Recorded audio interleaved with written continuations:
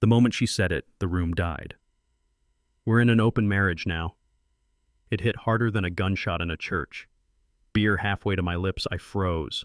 Every conversation cut mid-laugh, every eye locked on me. Claire stood there, wine glass high, glowing in that drunk, dangerous kind of confidence. 20 witnesses, one husband, one public execution of trust. Inside I burned. Outside I smiled, set the beer down, met her eyes.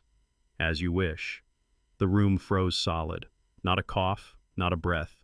Just 20 people watching my life crack open like thin ice. She expected me to fall apart. I didn't even blink. That night, she thought she'd humiliate me. Instead, she built my backbone. If you've ever had someone cross that line, don't go anywhere. Subscribe and hear what happened next. My pulse was hammering, but my face stayed stone still. Years of keeping peace had turned me into a wall. Around me, phones lifted, people acting like this was just gossip, not a man's life being gutted open.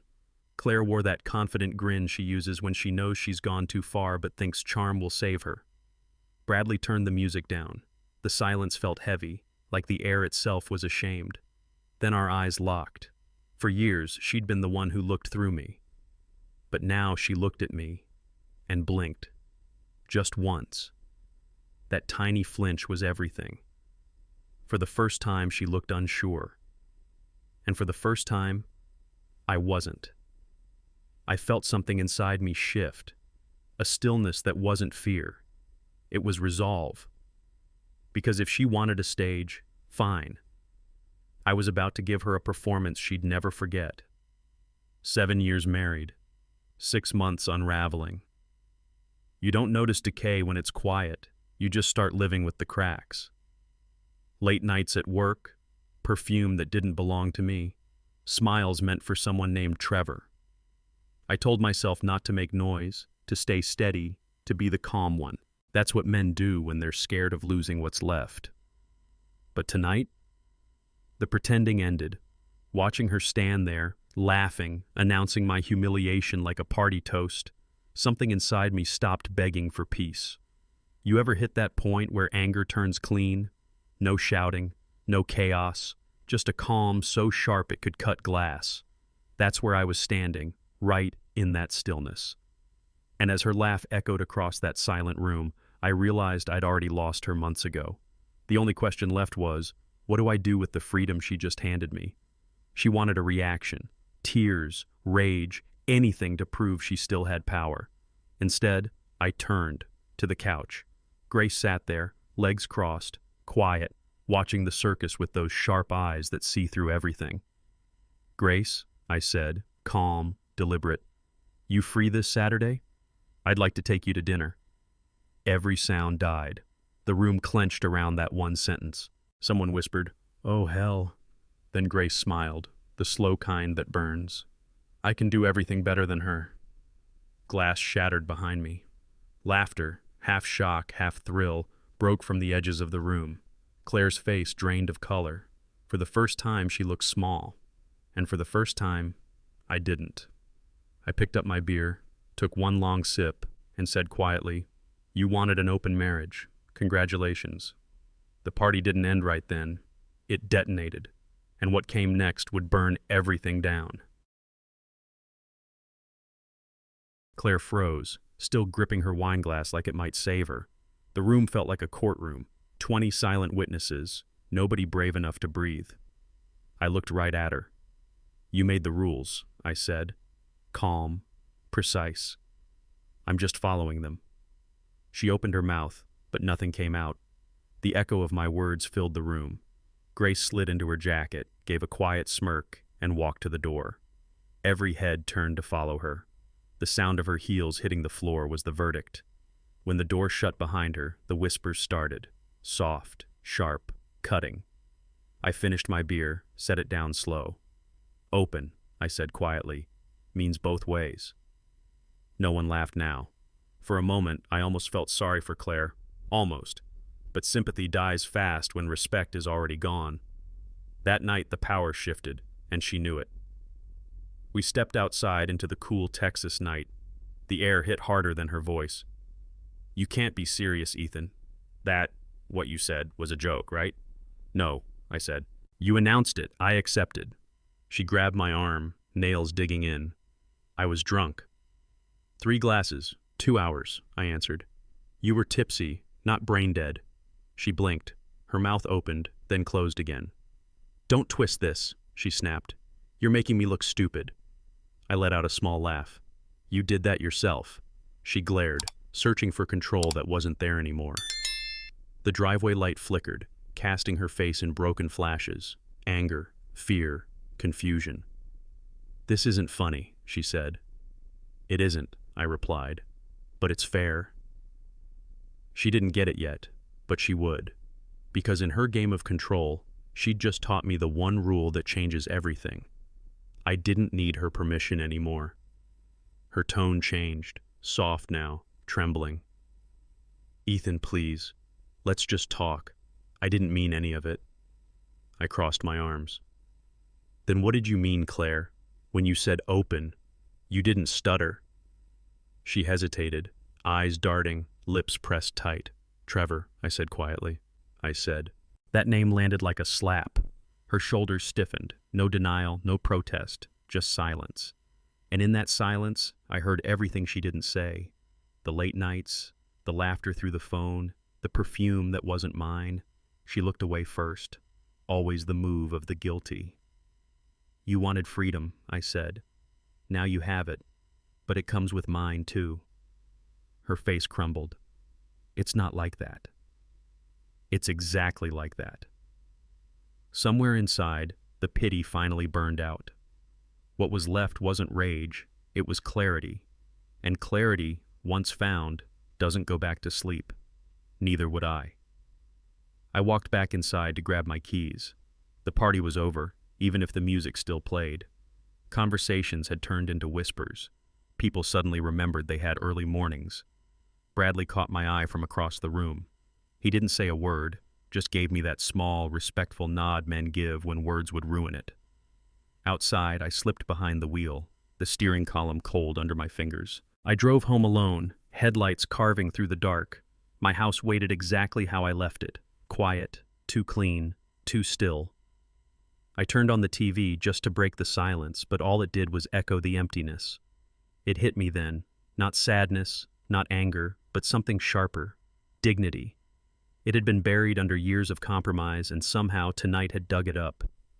In the stillness, I realized, peace doesn't always come gentle. Sometimes it shows up alone. My phone buzzed. A message from Grace. I meant what I said. I stared at it for a while before typing back. Saturday, 7. Simple, clean, like the air after a storm. It didn't feel like revenge. It felt like gravity, something finally settling where it belonged. For months I'd been shrinking, twisting myself small just to keep the peace. But in that moment, I felt light. I wasn't chasing anyone. I wasn't proving a damn thing. I was just reclaiming the space I'd given away. I set my phone down, leaned back on the couch, and for the first time in a long time, smiled. Maybe this wasn't the end of a marriage. Maybe it was the start of a man remembering his worth. Sometimes the first step out of the fire isn't victory, it's clarity. And I was finally seeing things clear. The door slammed sometime past midnight. Claire stumbled in, makeup smeared, voice trembling. We need to talk. I didn't move. Go ahead.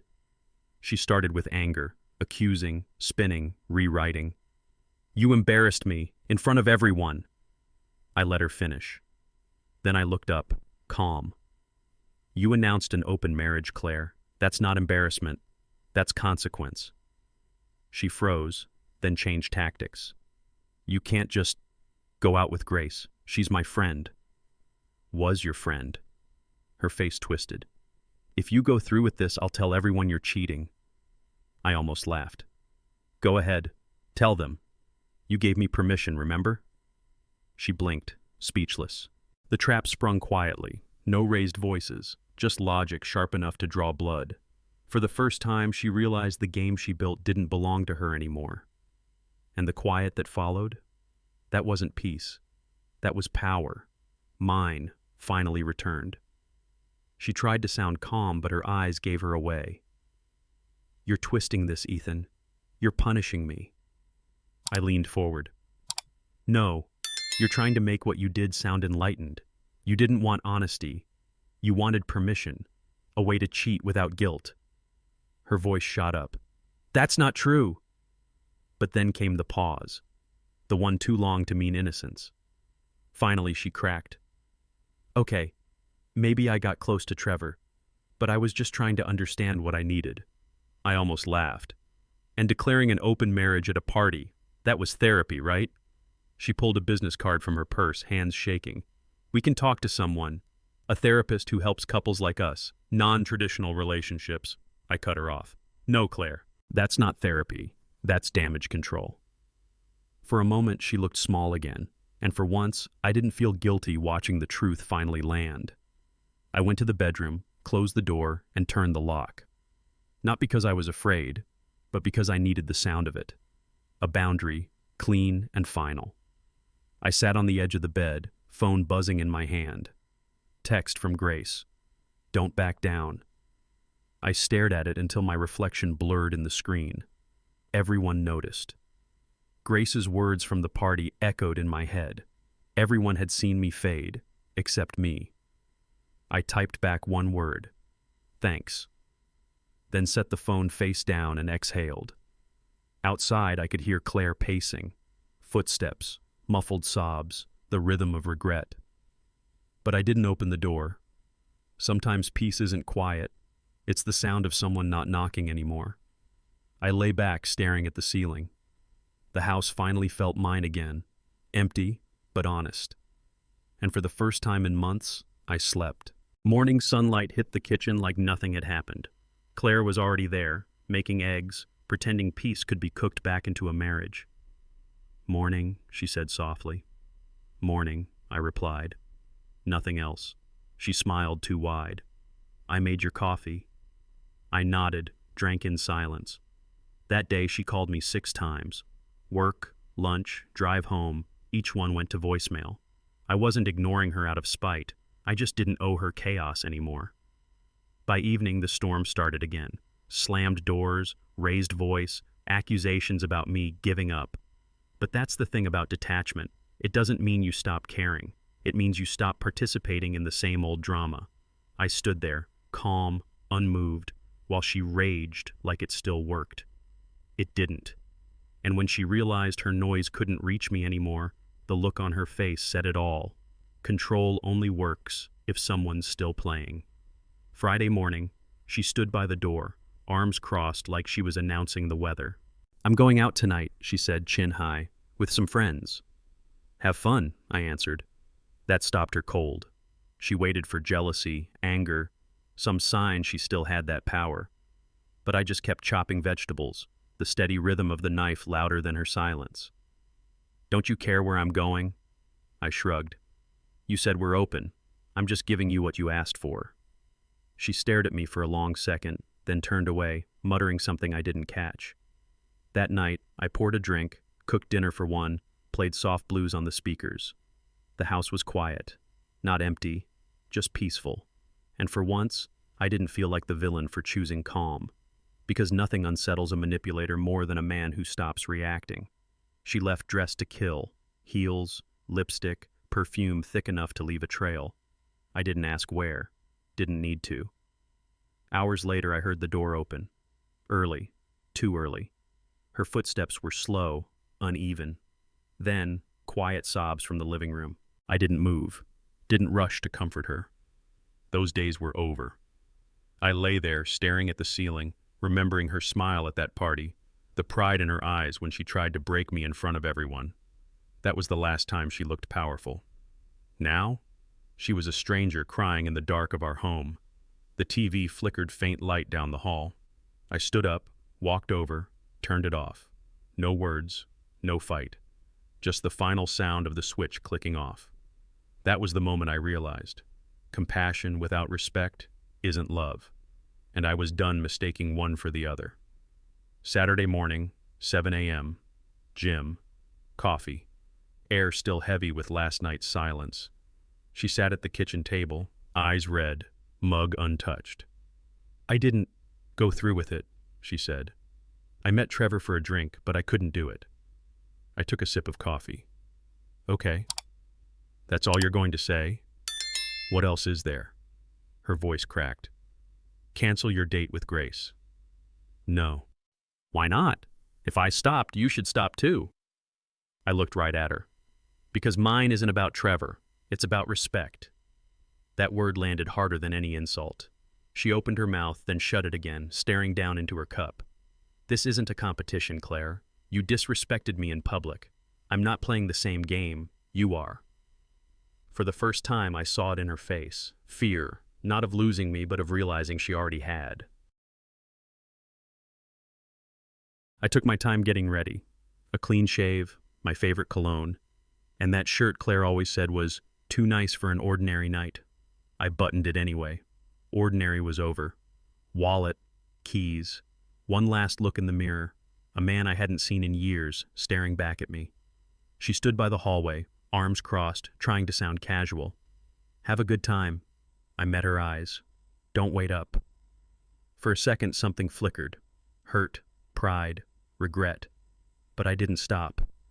The door shut behind me with a soft click. Funny how a small sound can feel like freedom exploding in your chest. The air outside was cool, honest. Every step down that driveway felt lighter. It wasn't about Grace anymore. It was about walking out of a cage I helped build. And that door, it didn't close on us. It opened on me. Grace opened her door wearing a simple black dress. No flash, no performance. Just her. Right on time, she said. Bad habit, I answered, and she smiled. We drove downtown, windows cracked, night air warm against the skin. Streetlights painted everything gold. Austin on a Saturday night, alive but not loud.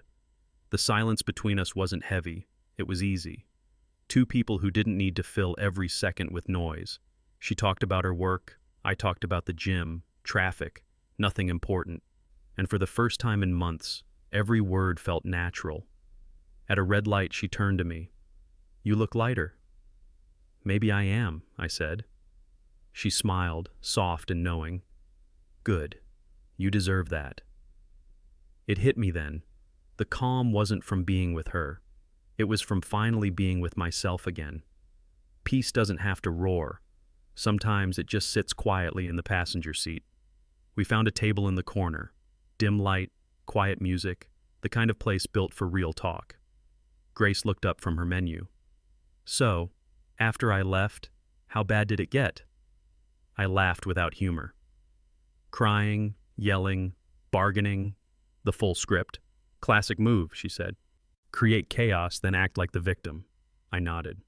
Yeah, she tried everything. Anger, pity, guilt. Let me guess, Grace said. She called it a misunderstanding. Word for word. She leaned back, studying me.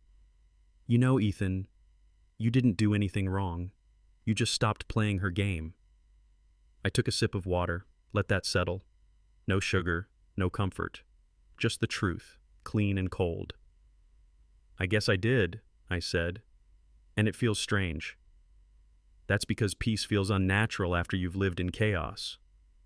Her words landed hard. Not romantic, just real. And God, it felt good to finally hear real. Grace didn't sugarcoat it. She never does.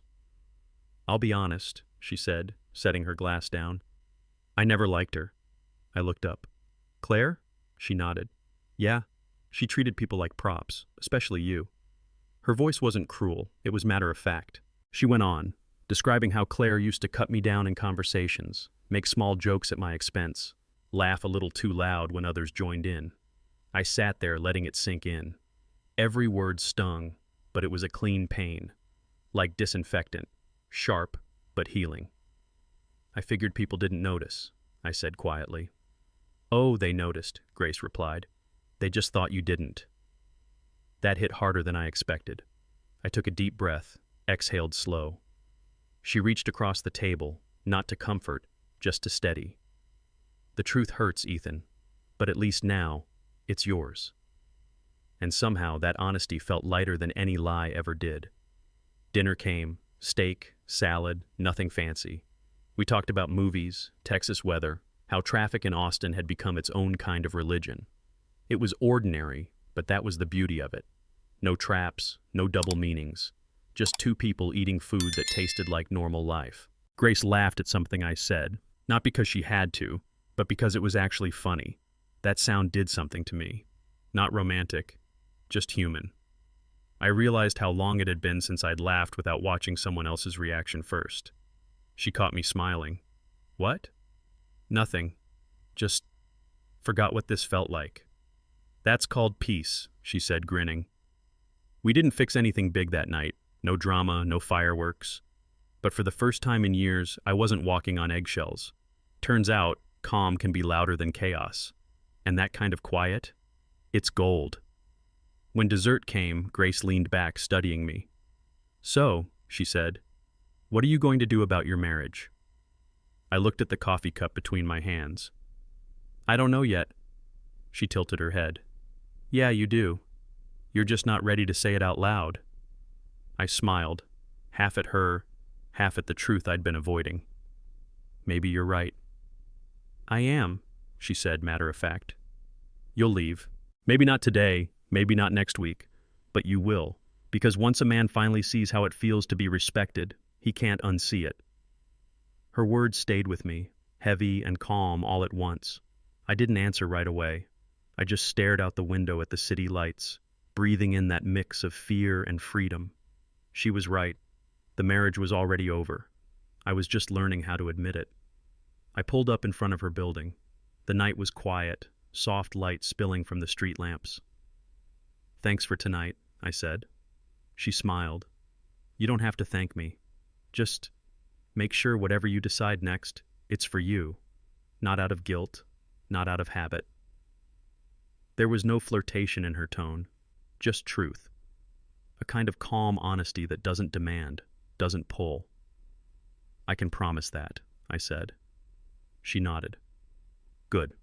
No pressure, no expectations. You've had enough of those. For a second, neither of us spoke. Then she added, You deserve to breathe again, Ethan. Don't waste that chance.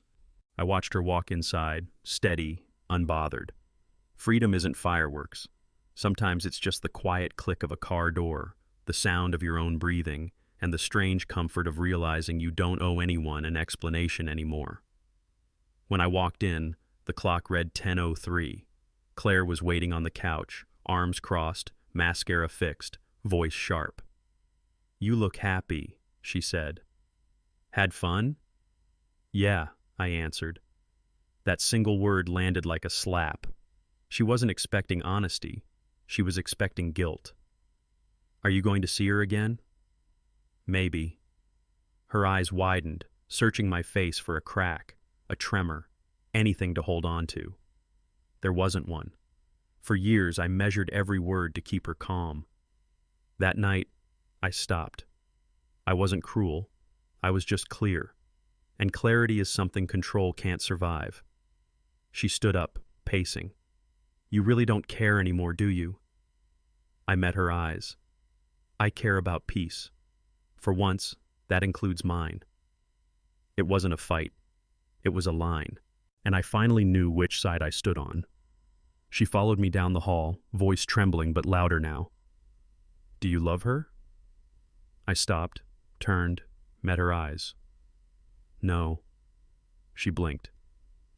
Then what is this? It's respect, I said. Something we've both forgotten how to give. She frowned, confused. Respect? Yeah. I don't need fireworks or drama to feel alive. I need honesty. Grace gave me that in one night more than we've had in years. Her face tightened. So that's it? You're throwing everything away for some moral lecture? No, I said quietly. I'm finally keeping something. For myself. I didn't yell, didn't flinch. Just walked toward the bedroom, my voice calm behind me. Respect's worth more than love built on control. Her silence followed me down the hall like smoke from a dying fire. I shut the door, not in anger, just closure. Peace doesn't beg to be understood. It just stays. Monday morning started like any other. Coffee, inbox, autopilot, until my phone buzzed. Phone. Bradley. Heads up. Claire called Natalie. Full meltdown. Said Grace is stealing you. I stared at the message, that familiar twist in my gut tightening again. So she was still spinning it, rewriting the script. I'll talk to her tonight, I replied. For the rest of the day, the thought sat heavy. The kind of weight that doesn't scream, it just presses, steady and cold. By 6 p.m., I wasn't angry anymore. I was ready. Not for a fight, but for the truth, however messy it came. You know that feeling before a storm, when the air goes still and your body just knows something's coming? That was me walking to the car that evening. I wasn't heading home to fix things. I was heading into the last round of a fight I didn't start, but sure as hell was going to finish. When I walked in, the dining table was covered in papers, spreadsheets, notebooks, printed articles. Claire sat behind them like a CEO mid-crisis. I've been thinking, she said. If we're really doing this open marriage thing, we need ground rules, transparency, boundaries. I almost laughed. Now you want rules? She slammed her hand down. I'm trying to make this work. No, I said. You're trying to control the narrative now that it's not yours anymore. Her eyes flashed. Stop acting like you're some victim. I'm not, I said. I'm just the guy you blindsided at a party and now want to manage like a PR disaster. The air crackled between us, the sound of paper shifting like dry leaves. Control disguised as compromise. That was her specialty. But I'd finally learned the difference. This wasn't a negotiation. It was a reckoning. She crossed her arms, voice shaking between defense and denial. This isn't about control, she said. It's about honesty. I leaned forward. No, it's about Trevor. Her eyes snapped up. That's not fair. It's true. You wanted the freedom to explore him without the guilt. So you wrapped it in a pretty word. Open. She flinched. It wasn't like that. We just had chemistry. Exactly. You wanted to make it legal before it became real. Silence. Heavy. Alive. The kind that tells you the truth has finally landed. Her jaw tightened. I thought opening things up might save us. By inviting someone else in? I asked quietly. You don't save a house by burning it wider. She didn't answer. Couldn't. The denial drained from her face, replaced by something quieter. Recognition. And for the first time, she didn't argue. She just sat there, staring at the wreckage we both finally saw for what it was. She slid a business card across the table like it was a lifeline. Certified CNM ENM therapist, the text read. Claire's voice cracked as she said it. They specialize in open marriages. We can fix this. I stared at that card, tiny words printed over years of denial. Claire, I said quietly, you don't fix a wound by pretending the knife never cut. Her eyes filled fast, desperate. So that's it? You won't even try? I shook my head. I don't want therapy to repair a public humiliation. I don't want to manage what should never have happened. The silence that followed was thick enough to breathe. Then I said it, the line that couldn't be unsaid. I don't want this. Not anymore. Her lips trembled. Her eyes searched for the man who used to fold. But he wasn't there. Some truths break things. Some truths end them. She stood there, red-eyed, trembling. You're really throwing away 7 years for one mistake? I looked at her, calm, tired, steady. No, Claire. I'm leaving, because 7 years built that mistake. Her shoulders slumped, breath catching like a balloon losing air. The words hung between us, heavy, final. You could hear the house breathing again, the hum of the fridge, the faint creak of the wood floor. Everything else had gone still. She sank into a chair, staring at her hands like they might still hold me there. But they didn't. This wasn't rage anymore. It was release, the quiet kind that doesn't ask permission. For the first time, I wasn't reacting. I was deciding. And in that moment, it hit me. Endings aren't always explosions. Sometimes they're just a man finally saying the truth out loud and meaning it. The next morning, I drove across town to a law office with frosted glass and too much quiet. Ms. Pfizer greeted me, efficient, calm, the kind of woman who'd seen every version of heartbreak. "Tell me what happened," she said. I did, all of it. The party, the announcement, the fallout. She didn't interrupt once. When I finished, she asked, "Children?" "No." "Joint accounts?" "Only bills, saving separate." "Property?" "Renting. Lease under both names." She nodded, writing briskly. "Then this will be clean. Emotionally hard, legally simple." She pushed a folder toward me. "Sign here to begin the process." The pen felt heavier than it should have. My hand didn't shake, but my chest did. One signature. 7 years condensed into a line of ink. When I left, the sun felt too bright, too honest. Freedom doesn't always roar. Sometimes it clicks like a pen and changes everything. When I got home, the house was empty. Claire's car gone, her perfume faint in the hallway like an echo of a habit. I started sorting through our things. Books, dishes, the random leftovers of a life built on autopilot. It was like dividing air. 2 mugs, 2 towels, 2 toothbrushes that hadn't touched in months. Funny how shared space can feel so separate once you really look. Each drawer told a story, not of love, but of routine. Her half of the closet was neat, curated. Mine was just lived in. Somewhere between the stacks of folded shirts and unopened wedding gifts, it hit me. We hadn't been partners for years. We'd just been co-managers of an image. The silence didn't ache this time. It clarified. Because when a home starts feeling like a storage unit, the love's already packed away. That night, she came home carrying takeout, Chinese, my favorite, a peace offering dressed in sesame oil and guilt. We ate in silence. The clink of chopsticks was the only sound between us. Then she said, "I went to see Grace today." I froze. "You did what?" She told me I've been a terrible friend, said everyone's tired of my games, that I treat people like pieces on a board. Her voice broke on the last word. For once, she wasn't defending herself. She was quoting someone else's truth, and it stung because it finally landed. She looked up, eyes wet. "Is that really how people see me?" "Yeah," I said quietly. "It is." That's the thing about mirrors. You can ignore them until they start talking back. And tonight, the reflection wasn't kind, but it was finally real.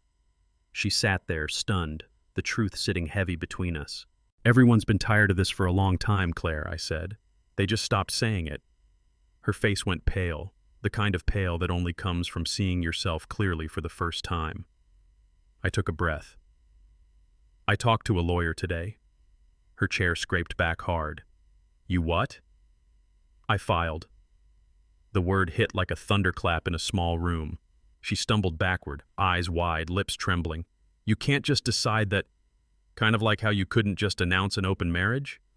The chair tipped and crashed to the floor. "We're getting divorced," I said, calm and final. The sound of it filled every corner of the house. Simple, brutal, true. And in that silence that followed, the war ended. Not with rage, but with reality. That night, I didn't bother with the bedroom. I grabbed a blanket and crashed on the couch.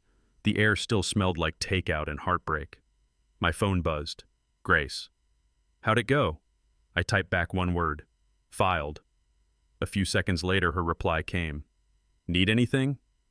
I stared at the ceiling, half laughing through the ache. "Yeah, witness protection." 3 dots appeared, then disappeared. Then finally, "Smart ass. I'll bring coffee tomorrow." I smiled into the dark, the kind of tired smile that comes after surviving a storm. The house was quiet, but not lonely. Not anymore. Somewhere between the exhaustion and the absurdity, I found myself chuckling. It wasn't happiness yet, but it was oxygen. And sometimes, a small joke at the edge of heartbreak is how men remember they're still alive. The next week was paperwork, arguments, and emotional whiplash. One day she was sobbing, the next she was furious. Then came the texts, long, looping messages begging for one more talk. I answered none. Instead, I ran. Every morning before sunrise. Same route, same pace, same playlist. My lungs burned, my legs ached, but my thoughts lined up. Running became the opposite of her chaos. Discipline against disorder, motion against manipulation. She could call, cry, threaten, plead. It didn't matter. The distance grew with every mile I put between the man I was and the one I was becoming. I wasn't running away. I was running through. It's strange how structure can feel like rebellion when your life's been built on someone else's storms. Every heartbeat reminded me, peace isn't found, it's trained. Midweek, messages started coming in. Quiet ones, private ones. Bradley. Man, we've been waiting for you to wake up for years. Natalie. I should have said something sooner. She was awful to you. Even one from her cousin. Don't let her guilt you. You did the right thing. Each message hit like a small anchor, grounding me a little more. For so long, I thought no one noticed, like our marriage was a private misery I'd kept perfectly hidden. Turns out everyone saw. They just didn't know how to help. It wasn't pity, it was recognition. By Friday night, I realized I wasn't the man people whispered about anymore. I was the one they quietly respected, for finally standing up. And that felt better than love. Because being seen clearly, even in the wreckage, is still better than being loved for a lie. The truth came from somewhere I didn't expect, one of Claire's coworkers. He caught me in the office parking lot after work. Hey, just so you know, Trevor turned her down, weeks before that party. I just stood there. Turned her down? Yeah, she'd been hinting, flirting. He's married. He shut it down. After that, she changed, like she had something to prove. I nodded, numb. The puzzle finally clicked. The party wasn't about freedom. It was about power. She lost control with him and tried to grab it back, with me. Every smug smile, every jab, every glass of wine, it all made sense now. She didn't announce an open marriage out of courage. She did it to feel wanted again. I should have felt angry, but mostly, I just felt cold. Because nothing kills love faster than realizing you were just someone's rebound from rejection. A few days later, Grace and I met for coffee. Not a date, just two people who'd been through the same fire from different sides of it. She stirred her drink. She's telling people you abandoned her. I smirked. Of course she is. Grace shrugged. Let her talk. Everyone who was at that party knows the truth. You don't need to defend yourself. I leaned back, letting that sink in. For months I'd been living in a loop, proving, explaining, trying to be understood. Now I realized I didn't owe that anymore. You're right, I said. I'm done fighting ghosts. Good, she said, smiling faintly. Because peace is louder when you stop talking to chaos. We finished our coffee in silence, the comfortable kind. Sometimes winning isn't proving them wrong. It's realizing you don't care if they ever get it. Weeks passed. The divorce moved quietly, almost anticlimactic. Ms. Pfizer, my lawyer, smiled as she handed me the final papers. You know, she said, this was one of the smoothest cases I've had in years. Guess we both just wanted out, I replied. A few signatures later, it was official. 7 years reduced to initials and ink.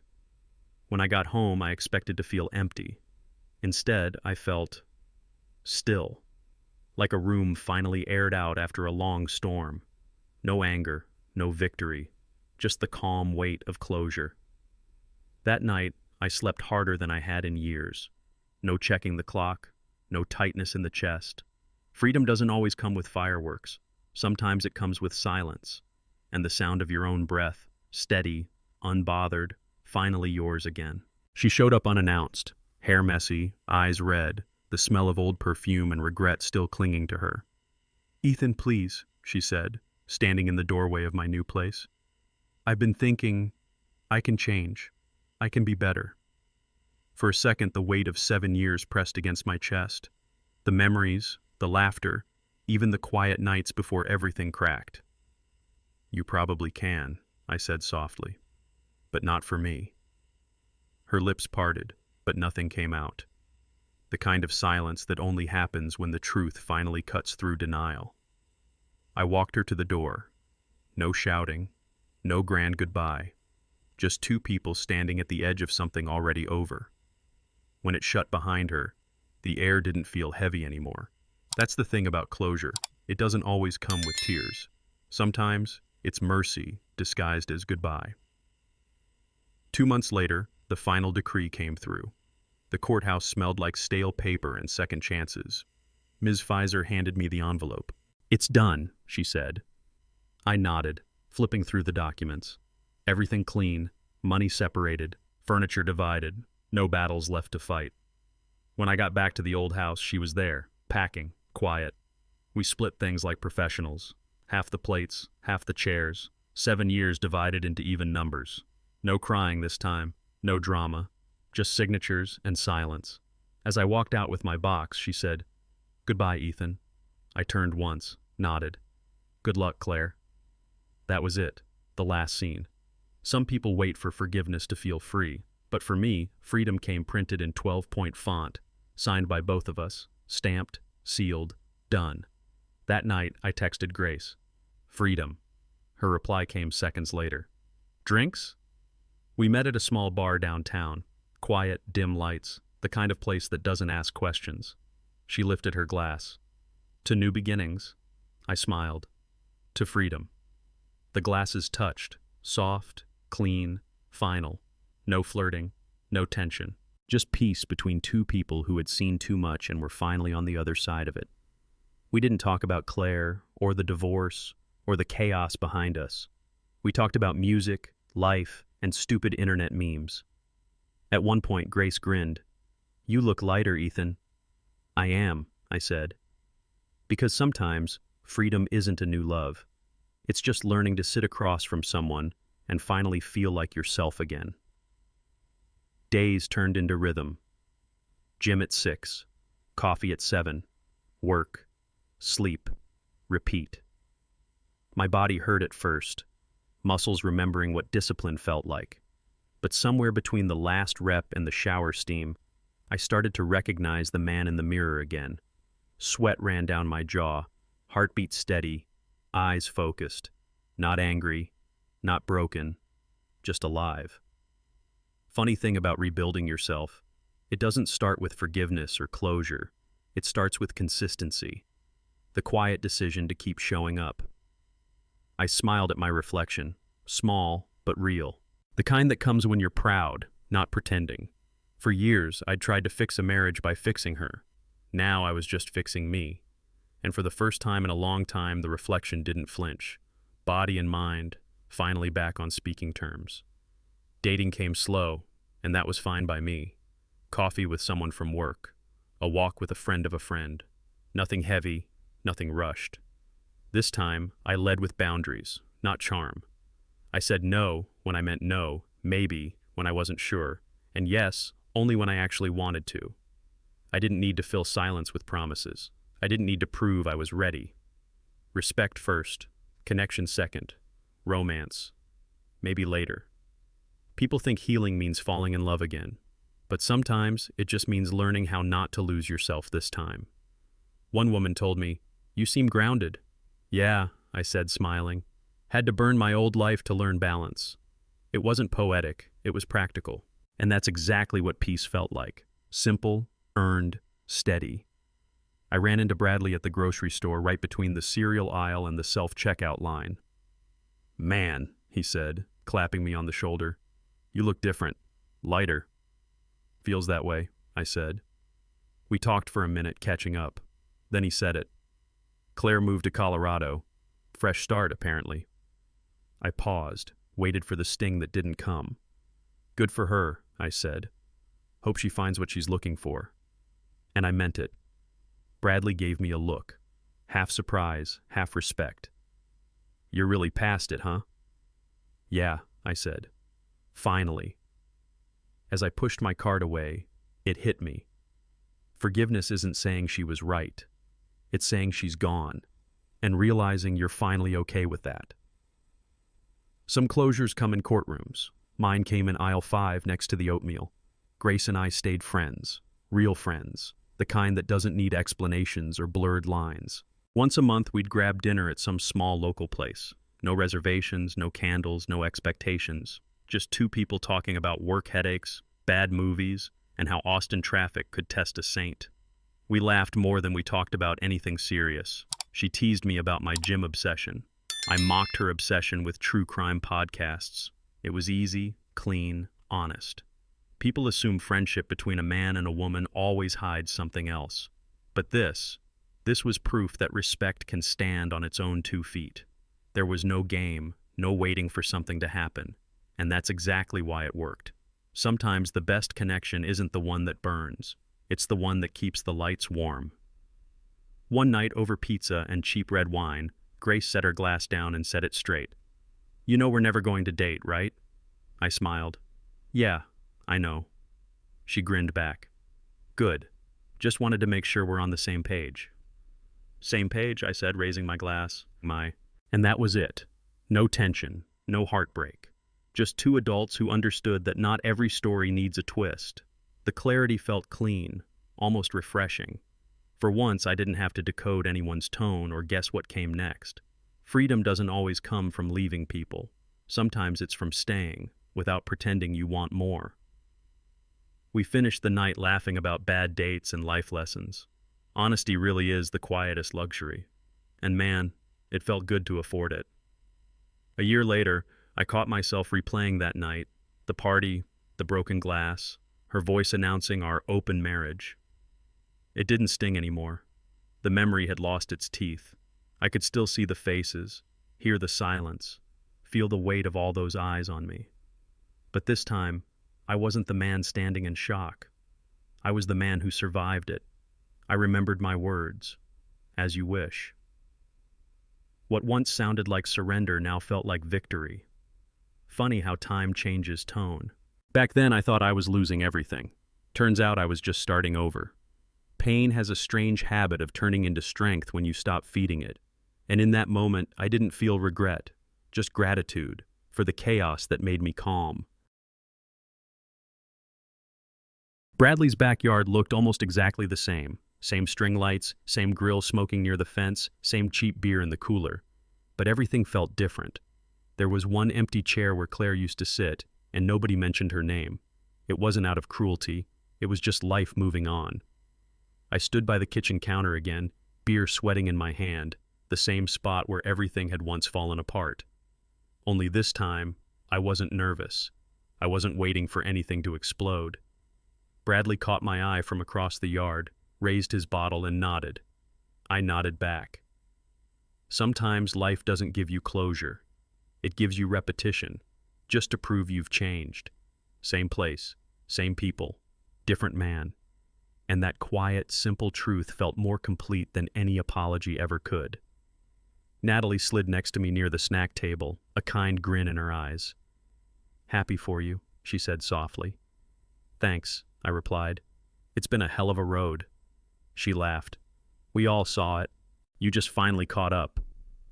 The music played low, an old country tune humming like background forgiveness.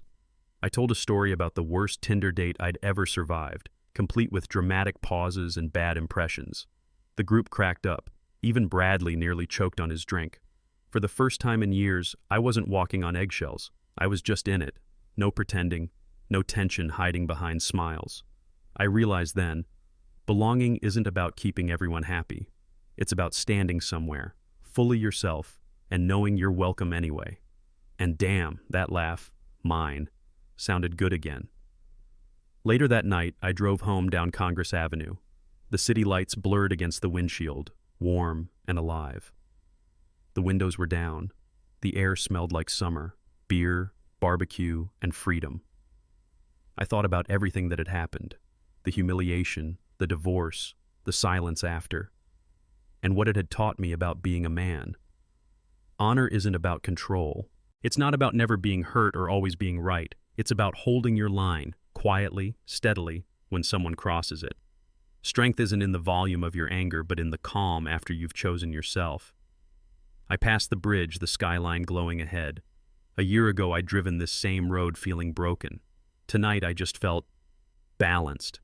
Sometimes manhood isn't a battle cry. It's a deep breath, and knowing you finally made it out whole. I remembered something Grace once said over coffee months back. Most men never stand up. They just endure until they disappear. That line had stayed lodged somewhere deep, like a splinter under the skin, painful but honest. I had stood up. Not perfectly, not bravely every second, but I did.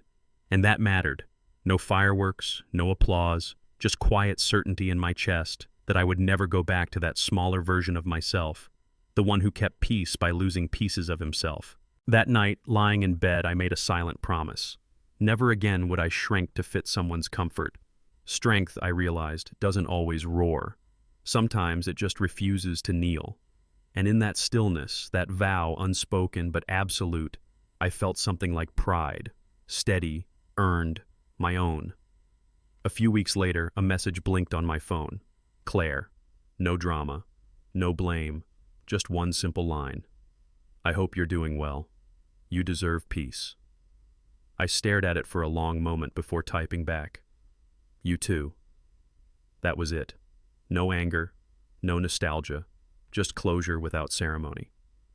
I set the phone down and realized there was nothing left to say. The past didn't need defending. The future didn't need explaining. We had both survived what we built and what we broke, and maybe that was enough. The silence that followed wasn't heavy anymore.